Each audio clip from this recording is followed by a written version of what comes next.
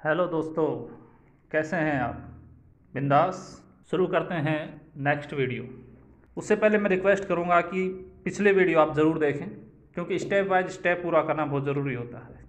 तो पिछले वीडियो देखने के लिए आप डिस्क्रिप्शन के अंदर लिंक हैं, आप पहले वो देखिए, जिससे कि हम अच्छी तरीके से समझ सकें।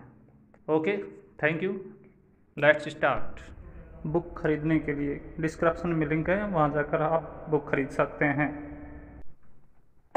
5 प्लान ए डे की बाउंसिंग चेक्स अवे। आपने पुरानी कहावत सुनी होगी, 1 Apple a day keeps the doctor away. वैसे ही नेटवर्क मार्केटिंग प्रणाली में भी एक कहावत है, 5 plans a day keep bouncing checks away. यदि आप हर रोज 5 नए लोगों को प्लान दिखाते हैं तो आपके बैंक बैलेंस में कभी कमी नहीं आएगी और आपके चेक कभी अकाउंट में रकम न होने की वजह से बाउंस नहीं होंगे। यदि हम नेटवर्किंग नियम से देखें तो जो व्यक्ति एक दिन में 5 लोगों को प्लान दिखाने का जुनून रखता है, वह एक महीने में 150 लोगों से प्लान दिखाता है। कम से कम भी सोचे तो 150 में 20 लोग व्यापार से जुड़ने या उत्पाद खरीदने पर सहमति दे देते हैं। ये 20 लोग एक वर्ष में 200 में बदल जाते हैं और वे सब मिलकर इन्हें हजारों और लाखों में बदल देते हैं। लेकिन 5 प्लान प्रतिदिन दिखाना कोई हंसी खेल नहीं है। इसके लिए दृढ़ निश्चय और ज़बरदस्त मेहनत चाहिए। लोगों की ना सुनने की हिम्मत चाहिए। सिर्फ कुछ महीने आपने यह हिम्मत कर ली तो ये कुछ महीने आपके जीवन में बचे हुए वर्षों की तकदीर बदल सकते हैं। अपनी लंबी चौड़ी लिस्ट निकालिए और प्लान दिखाने के लिए निकल पड़िए। और हाँ, असफलता से मत घबराना, क्योंकि नेटवर्किंग में जो ज़्यादा बार असफल होता है वही अंत में सफल होता है। ज़्यादा बार असफल होने का मतलब है कि आपने ज़्यादा प्रयास किया, ज़्यादा लोगों से बात की, ज़्यादा प्लान दिखाएंगे तो औसत के नियम से आपको सफलता अवश्य मिलेगी। बूमरैंग लौट कर आएगा। पुराने ज़माने में लोग पक्षियों का शिकार करने के लिए बूमरैंग का इस्तेमाल करते थे। बूमरैंग अपना कार्य करके फेंकने वाले के पास लौटकर चला आता था।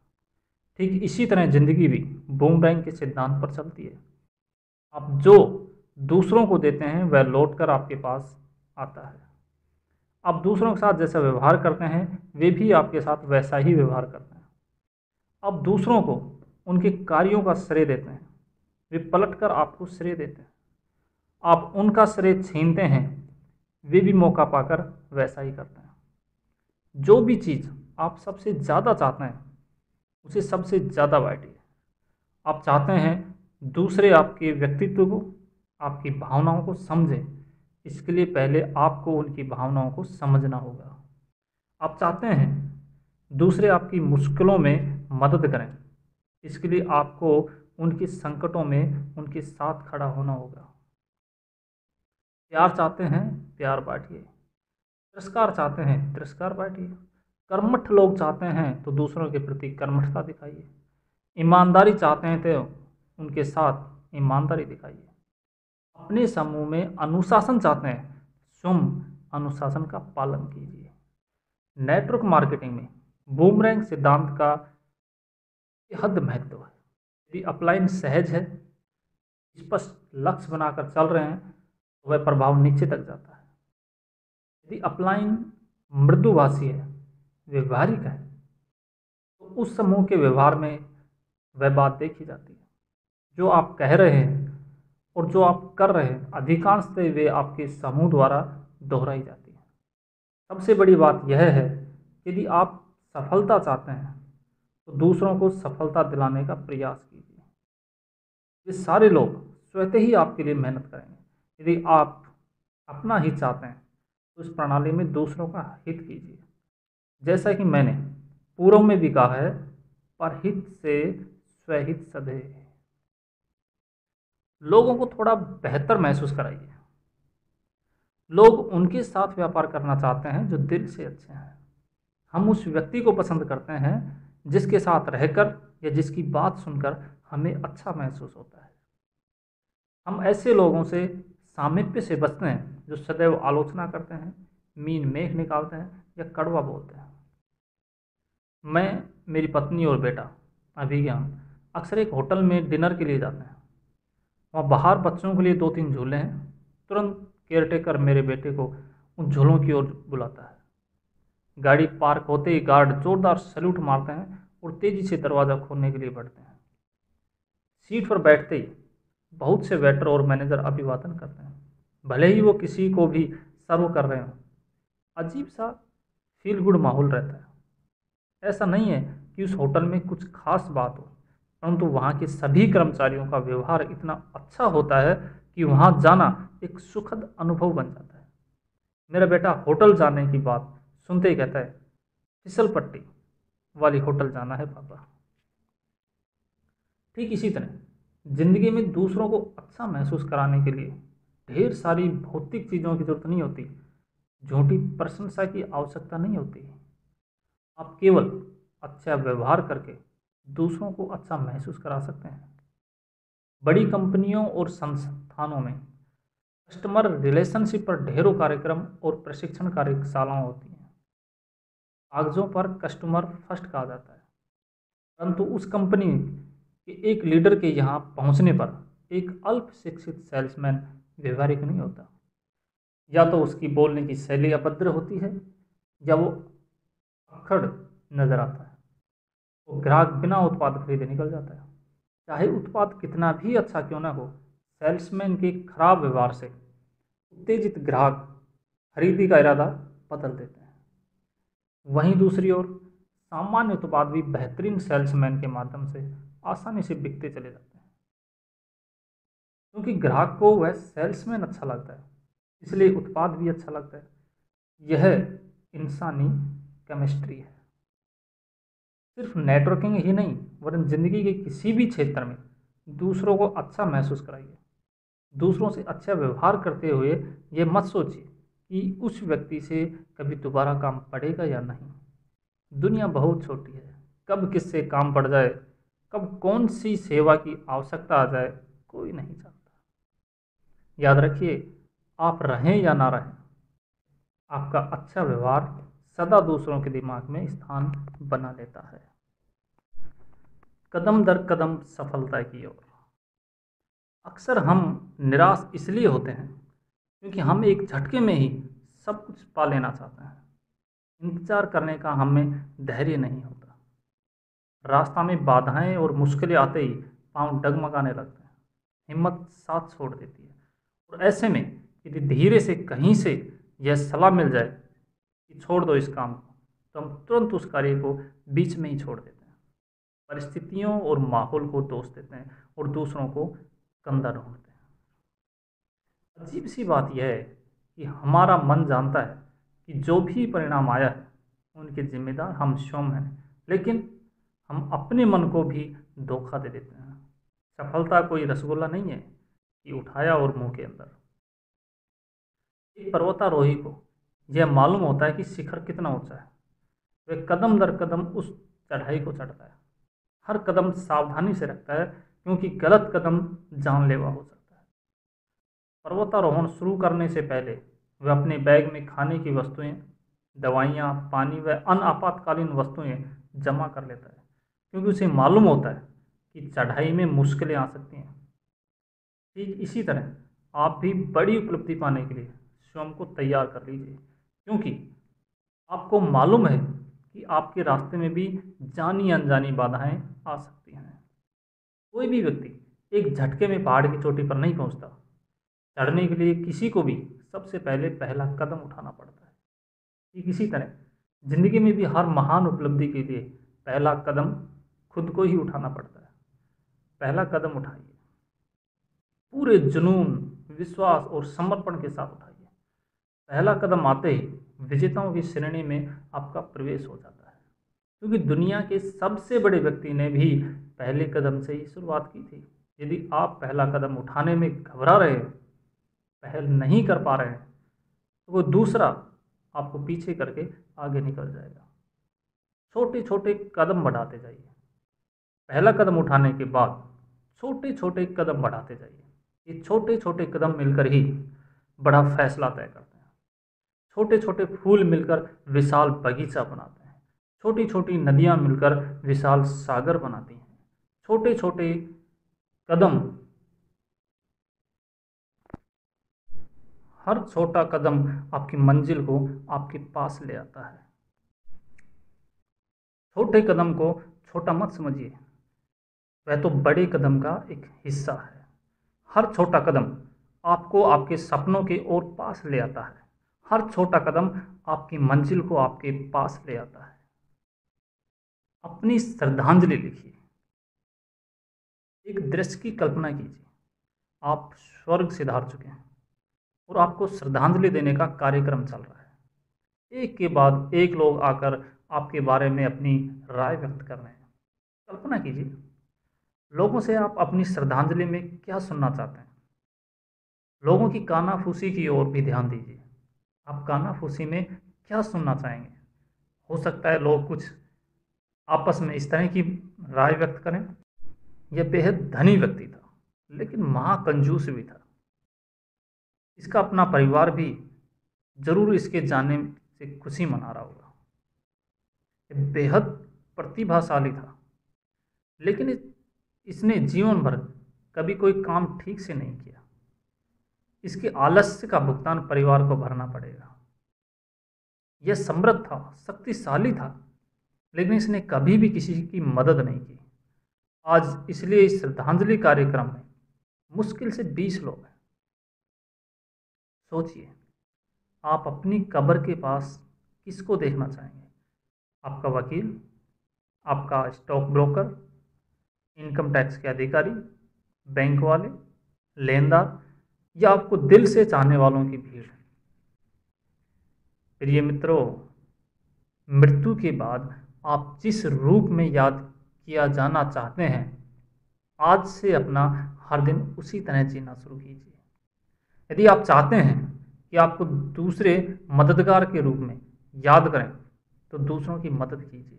यदि आप अच्छे मित्र के नाम से याद किया जाना चाहते हो, तो अच्छे मित्र बनाइए और उनके साथ कीमती पल बिताइए।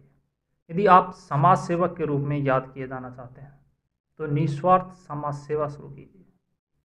यदि आप अपने नाम को अमर करना चाहते हैं, तो मृत्यु के बाद स्वयं के नाम से अस्पताल, स्कूल या लाइब्रेरी की व्यवस्था अभी से कर दीजिए।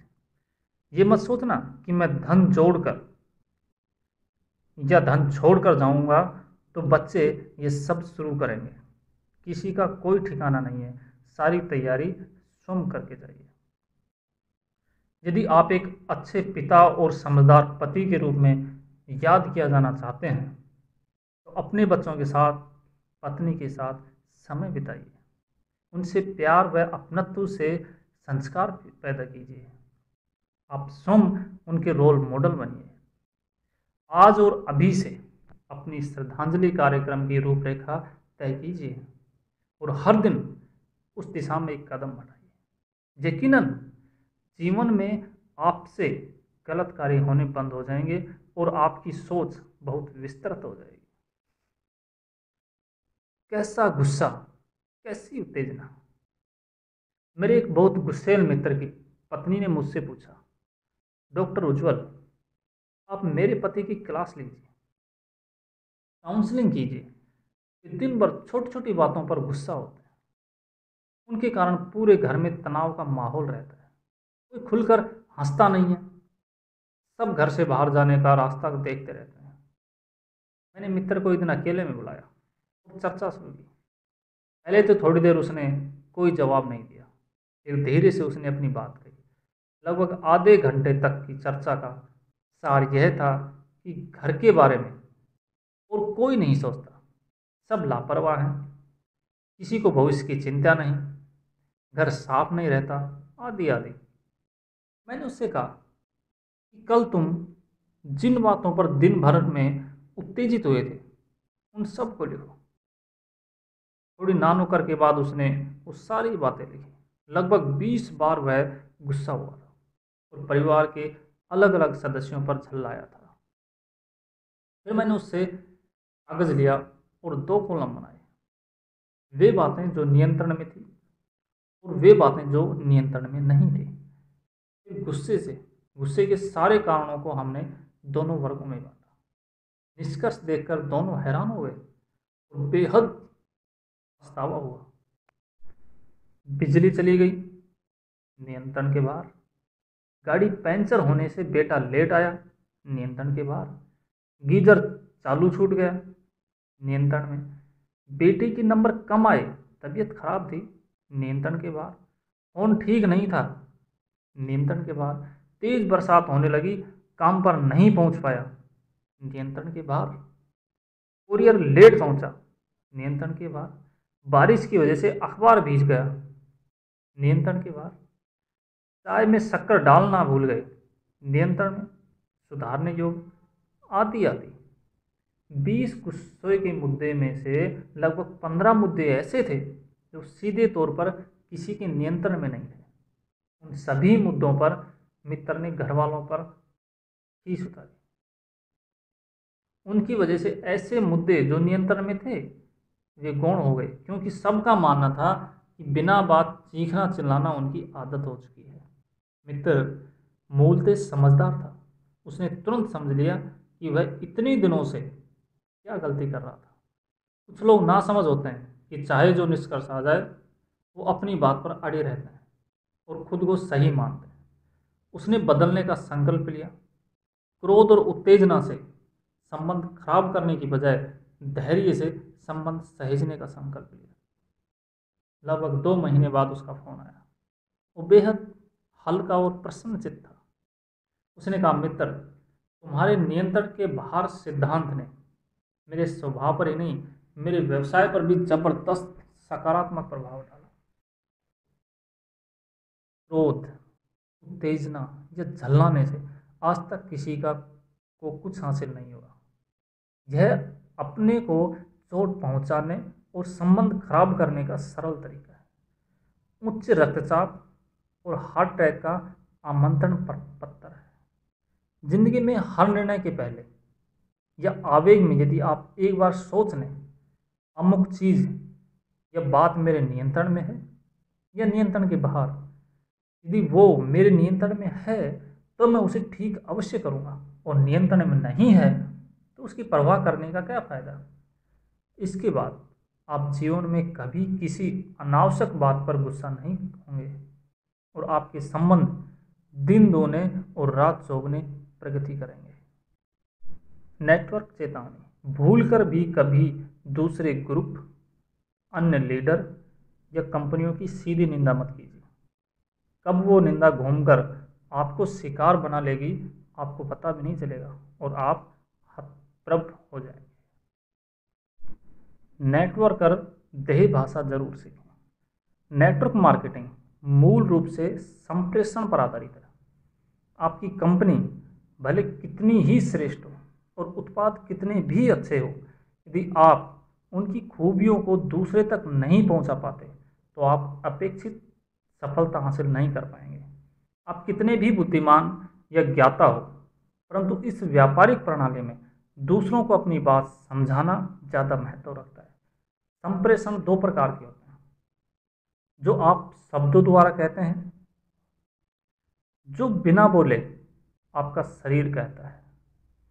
बोलते हुए तो आप शब्दों में हेर फेर कर सकते हैं, लेकिन आपकी शारीरिक भाषा अक्सर वह भी कह देती है कि जिसे आप मुंह से नहीं कहना चाहते और छुपाना चाहते हैं।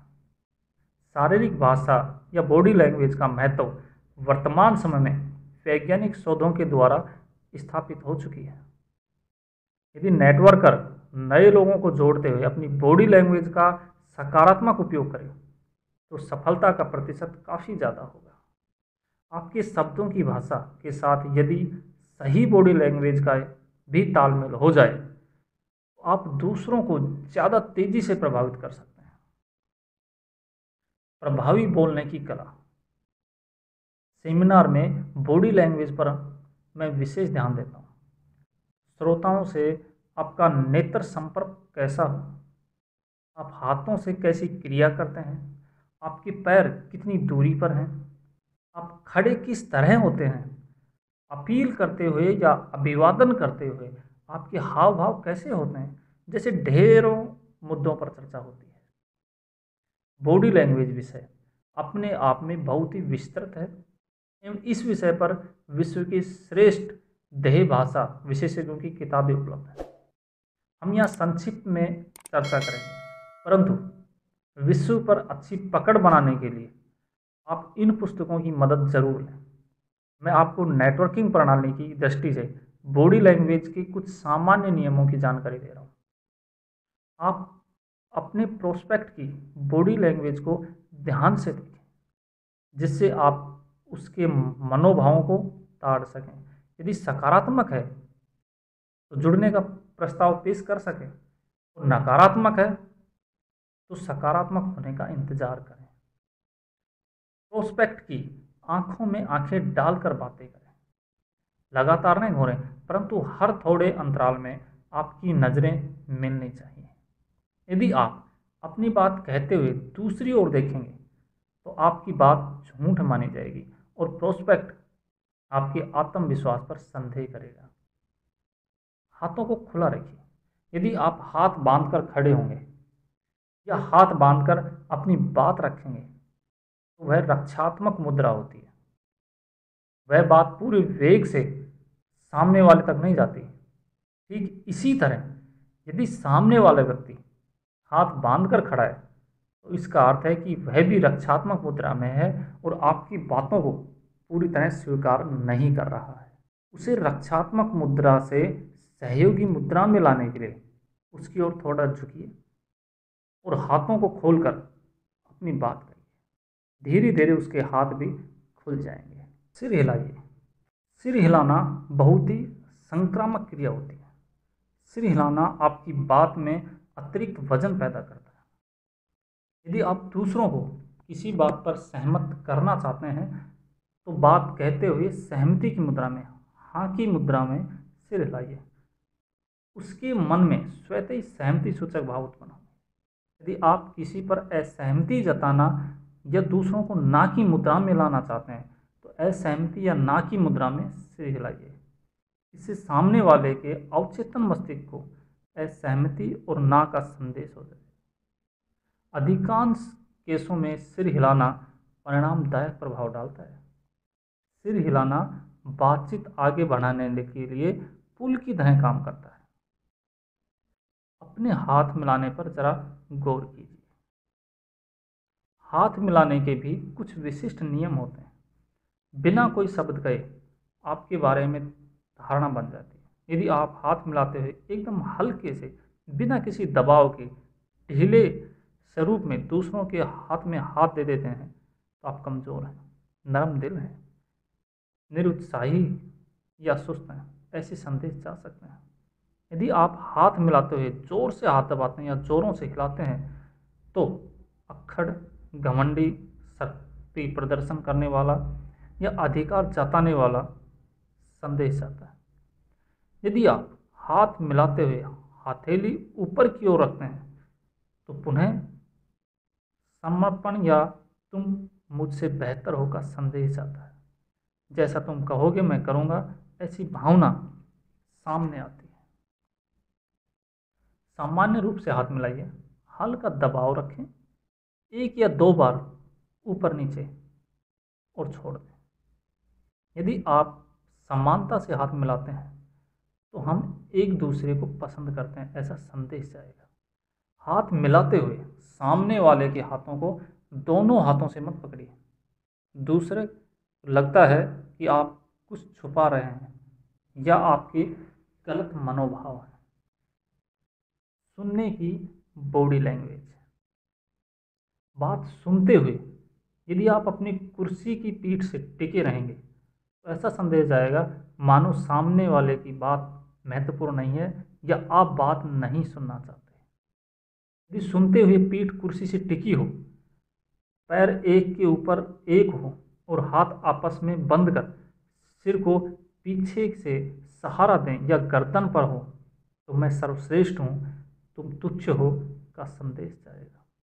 बेहतर श्रोता थोड़ा आगे की ओर झुकेगा और अपनी हथेली को ठुड्डी पर रखेगा। बात सुनते हुए बीच बीच में बाहों में तनाव और ढीलापन आएगा, जिससे बोलने वाले की रुचि जागृत होगी। अनजानी अनचाही क्रियाएं। माइक के सामने बोलते हुए लोगों को देखिए या खुद का वीडियो देखिए। आपको कई ऐसी हरकतें मिलेंगी जो आप करना नहीं चाहते थे परंतु हो गई। कभी कभी तो आपको पता भी नहीं चलता कि आपने वो हरकत की है। उदाहरण, माइक के सामने पैर हिलाना, बार बार हाथ जेब में डालना, बाहर निकालना, एक पैर से दूसरे पैर पर शरीर का भार देना, बेल्ट ठीक करना, नाक मलना, शर्ट की क्रीज ठीक करना, बाल पीछे करना आदि। ये अनचाही क्रियाएं सुनने वाले की एकाग्रता भंग करती हैं। इन्हें सुधारने के लिए खुद की वीडियो रिकॉर्डिंग देखिए, अपने मित्रों और परिजनों से पूछिए। धीरे धीरे प्रयास करके आप इन्हें अवश्य हटा पाएंगे। नेटवर्कर्स को मेरी सलाह है कि वे सामान्य जीवन और संप्रेषण में महत्वपूर्ण देह भाषा का अवश्य ध्यान करें। इन्हें जीवन में उपयोग में लाएं और सफलता के प्रतिशत में जबरदस्त परिवर्तन दें। देह भाषा पर लिखी गई स्तरीय पुस्तकों का अवश्य अध्ययन करें। समय का महत्व। समय और मृत्यु ये संसार के शाश्वत सत्य हैं। दोनों को लौटाया नहीं जा सकता। इनके आगे राजा और रंक सभी बराबर हैं। समय संसार की सबसे मूल्यवान चीज है। ना वो किसी के लिए रुकता है, ना उसे बांधा जा सकता है, न उसे बढ़ाया जा सकता है। फिर भी इसका दुरुपयोग कम नहीं होता। कोई भी आदमी इतना अमीर नहीं होता कि वे अपने बीते हुए दिन खरीद सके। यदि हम नई औद्योगिक संस्कृति में पल बढ़ रही कंपनियों को छोड़ दें तो आम भारतीय उद्योग और जन समुदाय में समय के प्रति संवेदनशीलता कम देखने को मिलती है। एक सामान्य से सांस्कृतिक या धार्मिक कार्यक्रम का समय यदि शाम को 7 बजे रखा गया है तो वह 8:30 बजे के पहले प्रारंभ नहीं होता। यह लेट लतीफ़ी अनजाने में हमारी आदत बन गई है और हम गर्व से इसे नाम देते हैं इंडियन टाइम। यदि हमें खुद को और राष्ट्र को बड़ी प्रतिस्पर्धा में जीत की ओर ले जाना है तो हमें समय के महत्व को समझना होगा। इस इंडियन टाइम को वास्तविक टाइम से मिलाना होगा। टालम टोल। सर्वे के आंकड़े कहते हैं कि आम भारतीयों में टालम टोल की प्रवृत्ति ज़्यादा है। इसलिए अधिकांश टेलीफोन, बिजली बिल, आवेदन, परीक्षा फॉर्म सब अंतिम तिथि में जमा होते हैं। आज भी हमारे यहाँ विलंब शुल्क भरने वालों की लाइन सबसे लंबी होती है। हम हर रोज काम को टालकर एक सामान्य से काम को इमरजेंसी बना देते हैं। उसका तनाव भी झेलते हैं और अतिरिक्त पैसे भी खर्च करते हैं। आलस और टालम टोल से अधूरे कार्यों का जमावड़ा हो जाता है और फिर उन्हें निपटाने के चक्कर में बहुत सी जरूरी कार्य छूट जाते हैं। एक शीर्ष विचारक ने एक टीवी चैनल पर कहा, भारत की महिलाएं यदि सीरियल की रोज की पारिवारिक खटपट देखना बंद कर दें तो महिलाओं की उत्पादकता 20% बढ़ जाएगी और घरों के झगड़े 20% कम हो जाएंगे। एक मैनेजमेंट विशेषज्ञ के रूप में मैं हमेशा कहता हूँ, सरकारी दफ्तरों में चाय की मशीन लगा दी जाए या कर्मचारियों को चाय के लिए बाहर जाने की मनाही हो जाए तो हर कर्मचारी की कार्य क्षमता में 45 मिनट की वृद्धि होगी। सार यह है कि समय को हमें सोने जैसे मूल्यवान समझना होगा और वैसे ही देखभाल करनी चाहिए। मैं बहुत से ऐसे लोगों को जानता हूँ जो समय का बहाना बनाकर जिम्मेदारियां लेने से कतराते हैं। उनका दिमाग कुंद हो चुका है, लेकिन पढ़ने या प्रशिक्षण लेने के नाम से ही वो 24 घंटे व्यस्त हो जाते हैं। समय खत्म हो जाता है। मैं चुनौती देता हूँ कि आप दुनिया का कोई भी ऐसा व्यक्ति दिखाएं जिसके पास 24 घंटे में 24 क्षण भी स्वयं के लिए न हो। समय बहुत से रूपों में व्यर्थ होता है। ज़्यादा देर सोने से, अनावश्यक टीवी देखने से, बिना बात तर्क वितर्क करने में, ज़्यादा फ़ोन पर बात करने में, जहाँ आवश्यक न हो वहाँ भी ज्ञान सिद्ध करने में, गॉसिप, निंदा, आलोचना करने में, जो समस्याएं सामने नहीं हैं उनकी चिंता में, जो अवसर निकल गए उनके पश्चाताप में, अपनी गौरव गाथा में, स्वयं के गुणगान में। आप दैनिक जीवन में देखेंगे तो आपको सैकड़ों ऐसे रास्ते मिलेंगे जिसमें समय व्यर्थ करते हैं। यदि हम यह माने कि आम भारतीय 25 वर्ष से कमाना शुरू करता है और 55 वर्ष में रिटायर होता है, यदि इन 30 वर्षों में प्रतिदिन सिर्फ 45 मिनट व्यर्थ होने से बचाता है तो वह जिंदगी में कमाई का एक पूरा वर्ष अतिरिक्त पाता है। क्या आप ऐसे कई अतिरिक्त वर्ष नहीं बनाना चाहेंगे? मेरी सलाह यह है कि आप अपने मिनटों का ध्यान रखें, घंटे अपनी परवाह खुद कर लेंगे। सरदार वल्लभ भाई पटेल से एक उद्योगपति ने मिलने का समय मांगा। उन्हें 10 मिनट का समय प्राप्त हुआ। किसी कारणवश वे 8 मिनट देर से पहुंचे। सरदार वल्लभ भाई पटेल ने उनका मुस्कुराकर स्वागत किया और कर्मचारी को पानी लाने को कहा। उद्योगपति ने पानी पीकर गिलास रखा और सरदार पटेल से बात करनी चाहिए, लेकिन सरदार पटेल कुर्सी से उठ चुके थे। उन्होंने विनम्रतापूर्वक कहा, माफ़ कीजिए, आप 8 मिनट देर से आए थे। 2 मिनट में आपकी कुशलता और पानी पूछने से ज़्यादा कुछ नहीं कर सका। अगली बार ध्यान रखें। समय बचाने के ठोस उपाय। ना कहना सीखें। जो बात गैर जरूरी हो, जिसमें समय की बर्बादी हो, उस काम के लिए ना कहना उचित है, अन्यथा आपका सारा बहुमूल्य समय व्यर्थ के कार्यों में नष्ट हो जाएगा। ना सुनकर एक बार सामने वाले व्यक्ति को बुरा लग सकता है, लेकिन वो आपके समय को नष्ट करने का साहस दोबारा नहीं करेगा। Pocket diary, mobile diary, digital diary रखें। हर रात सोने से पहले अगले दिन की कार्य प्राथमिकता के क्रम पर अपनी डायरी में लिख लें। इससे आपका कार्य भी अधूरा नहीं रहेगा और आप नुकसान से बचेंगे। काम भूल गया या याद नहीं आया जैसे जुमले आपको इस्तेमाल नहीं करने पड़ेंगे और आपकी साख बढ़ेगी। काम निपटाते जाने से काम का अंबार नहीं लगेगा। मैं इसे समय प्रबंधन का आज भी सबसे महत्वपूर्ण उपकरण मानता हूँ। टाइम टेबल बनाइए। अपने उठने और सोने का समय निर्धारित करें। नियमित महत्वपूर्ण कार्यों का समय निर्धारित करें। उसके बाद जो समय बचता है उसे अन्य उत्पाद कार्यों में लगाएं। लक्ष्यों के अनुसार समय प्रबंधन करें।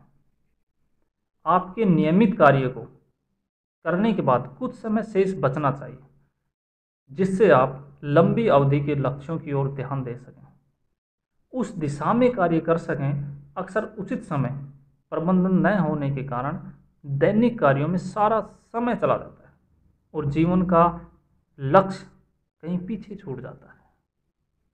इंसान गैर जरूरी चीज़ों में समय व्यर्थ करता है, उससे सामान्य दायित्वों का अंबार लग जाता है। सामान्य दायित्व पूरे करता है तो जरूरी काम छूट जाते हैं। जरूरी काम करना शुरू करता है तो बहुत जरूरी कार्य नहीं हो पाता। मेरी सफलता का राज है मेरा समय प्रबंधन। गॉसिप और निंदा में एक क्षण भी व्यर्थ नहीं करता। दोस्तों के साथ अनावश्यक गपशप में खड़ा नहीं होता। टीवी में संक्रामक धारावाहिकों से दूर रहता हूँ। खुद पर आत्म आकलन करके दबाव बनाए रखता हूँ। यदि किसी दिन बिना किसी ठोस कारण के मेरा समय व्यर्थ हो जाए तो मुझे बेहद दुख होता है। मैं हर रोज अपने कार्य की सूची पॉकेट डायरी में लिखता हूँ और रात को उसकी समीक्षा करता हूँ। यदि आप भी सपनों को सही समय पर पाना चाहते हैं तो समय का गलत उपयोग करना छोड़ दें। हमें ध्यान रखना चाहिए कि हम समय कितनी गंभीरता से उपयोग कर रहे हैं, क्योंकि हम समय को नहीं बल्कि अपने भाग्य को नष्ट कर रहे हैं।